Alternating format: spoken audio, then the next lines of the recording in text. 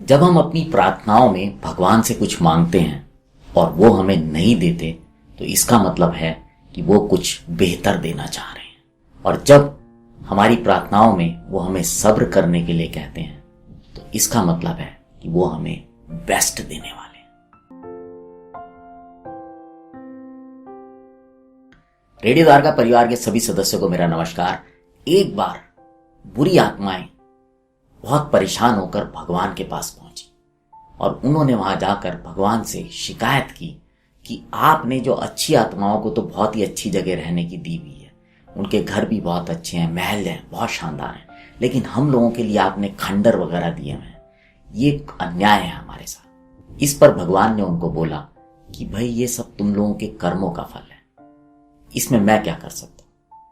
पर आत्माएं जो थी वो मानने को ही तैयार नहीं हो रही थी और वो भगवान पर लगातार ये आरोप लगाए जा रही थी कि आप जो है पक्षपात करते हैं। खैर भगवान तो भगवान है, उन्होंने सोचा कि चलो ठीक है, इनको कुछ और तरीके से मैं समझाता हूं। तो भगवान ने अच्छी और बुरी दोनों ही आत्माओं को बुलाया और उनको बोला कि आज से जो है मैं आपके जो रहने की जगह हैं उनको बिल्कुल खत्म कर रहा हूं।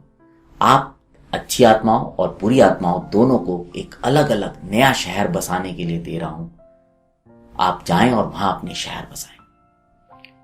अब जब शहर बसाने की बात हुई तो आत्माओं ने बोला कि प्रभु ईंटें कहां से आएंगी शहर बनाने के लिए। तो भगवान ने बोला जब भी धरती पर कोई भी व्यक्ति झूठ बोलेगा या सच बोलेगा तो उसकी एक ईंट यहां पर आ जाएगी। अब बुरी आत्माओं ने सोचा कि पृथ्वी पर तो ज्यादातर लोग ऐसे हैं जो झूठ बोलते हैं, तो हम ऐसा करते हैं झूठ बोलने वाली ईंटें ले लेते हैं, हमारा जो नगर है और शहर है वो जल्दी बस जाएगा, ये सच्ची आत्माएं जो हैं ये रह जाएंगी। बुरी आत्माओं ने तुरंत भगवान को बोला कि प्रभु जो भी झूठ बोलने वाली ईंटें होंगी ना वो आप हमें दे दीजिएगा, हम उससे अपना शहर बनाएंगे। भगवान ने बोला ठीक है। तो इस तरह से फैसला हुआ, जो आदमी सच बोलेगा और उसकी जो ईंट बनेगी वो अच्छी आत्माएं ले जाएंगी और जो आदमी नीचे से झूठ बोलेगा उसकी जो ईंट बनेगी वो बुरी आत्माएं ले जाएंगी। अब जैसा कि बुरी आत्माओं ने सोचा था, धड़ाधड़ उनको ईंटें मिलने लगी। उम्मीद से ज्यादा ईंटों की सप्लाई हो रही थी और उनका शहर जो है वो बहुत तेजी से बनने लगा। महल पर महल बनते जा रहे थे और इधर जो सच्ची आत्माओं का शहर था वो धीरे धीरे बस रहा था। उसमें अभी आधा ही काम हो पा रहा था, शहर पूरी तरह से विकास नहीं कर पा रहा था। और जबकि बुरी आत्माओं का शहर पूरी तरह से बसता जा रहा था। फिर अचानक एक दिन की बात है, जब सुबह हुई तो बुरी आत्माओं ने देखा कि उनके शहर में कई जगह से ईंटें जो हैं गायब हो गई हैं, मकान की छत गायब हो गई है और ये सिलसिला चलता रहा। धीरे धीरे फिर वो शहर खंडर जैसा होने लगा। अब फिर बुरी आत्माएं परेशान हुई और फिर वो भगवान के पास जाकर पहुंच गई और उन्होंने फिर शिकायत शुरू की। तो भगवान ने बोला कि आपने ही तो चुना था कि आपको ऐसी ईंटें चाहिए जो झूठ बोल के बने। अब जैसे जैसे पृथ्वी पर उन लोगों का झूठ पकड़ा जाता है वो ईंट यहां से गायब होती जाती है। तो इसलिए जो तुम्हारा शहर है वो दोबारा से खंडर बनता जा रहा है, क्योंकि झूठ बहुत लंबे समय तक तो टिकता ही नहीं है।